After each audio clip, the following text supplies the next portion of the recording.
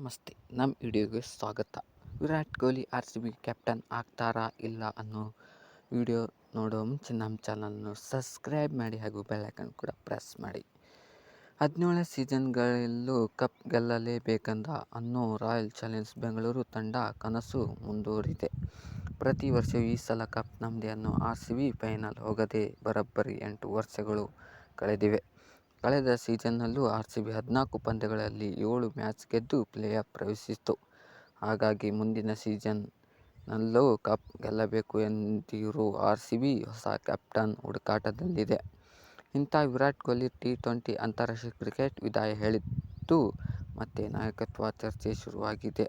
ಈ ಹಿನ್ನೆಲೆ team India ನಾಯಕತ್ವ ಹೊರೆ ಕಾರಣಕ್ಕೆ ಕ್ಯಾಪ್ಟನ್ಸಿ ರಾಜೀನಾಮೆ ನೀಡಿದ್ದ ಕೊಹ್ಲಿ ಈಗ ಸಂಪೂರ್ಣ ಫ್ರೀಯಾಗಿದ್ದಾರೆ ಅಂತಾನೆ ಹೇಳ್ಬೋದು. ಹಾಗಾಗಿ ವಿರಾಟ್ ಕೊಹ್ಲಿ ಅವರು RCB ಪರ ಸಂಪೂರ್ಣ ತೊಡಗಿಸಿಕೊಳ್ಳಬಹುದು. ಮತ್ತೆ RCB ತಂಡ ಕ್ಯಾಪ್ಟನ್ ಆಗಿ ಕಾಣಿಸಿಕೊಳ್ಳಬಹುದು ಸಾಧ್ಯತೆ ಹೆಚ್ಚಾಗಿ ಕಾಣುವಂತಾಗಿದೆ.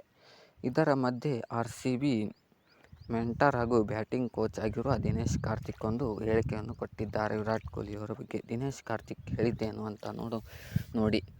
ವಿರಾಟ್ ಕೊಹ್ಲಿ RCB ತಂಡದ ಮೈನ್ ಪ್ಲೇಯರ್. ಇವರೊಂದಿಗೆ ನಾವು ಕ್ರಿಕೆಟ್ ಆಡಿದ್ದು ಬಹಳ ಖುಷಿ ತಂದಿದೆ. ಮುಂದಿನ ಸೀಸನ್ನಲ್ಲಿ ಕೊಹ್ಲಿ ಲೀಡರ್ಶಿಪ್ನಲ್ಲಿ ನಾವು ಎದುರು ನೋಡುತ್ತಿದ್ದೇವೆ. ತಂಡವನ್ನು ಮುನ್ನಡೆಸಲಿದ್ದೇವೆ ಅಂದರೆ ಜವಾಬ್ದಾರಿ ಎಂದು ದಿನೇಶ್ ಕಾರ್ತಿಕ್ ಅವರು ಹೇಳಿದ್ದಾರೆ ಅಂತಾನೆ ಹೇಳಬಹುದು.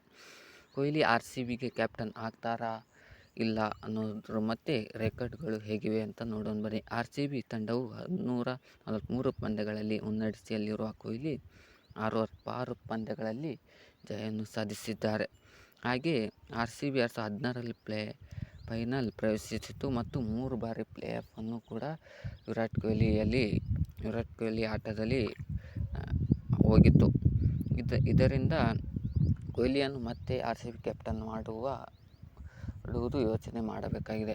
ವಿರಾಟ್ ಕೊಹ್ಲಿ ಅವರು RCB ಕ್ಯಾಪ್ಟನ್ ಆಗಿದ್ದರೆ ಹೇಗಿರುತ್ತೆ ಅನ್ನೋದನ್ನು ಕಮೆಂಟ್ ಮಾಡಿ. ವಿಡಿಯೋ ನೋಡಿದ್ದಕ್ಕಾಗಿ ಧನ್ಯವಾದಗಳು.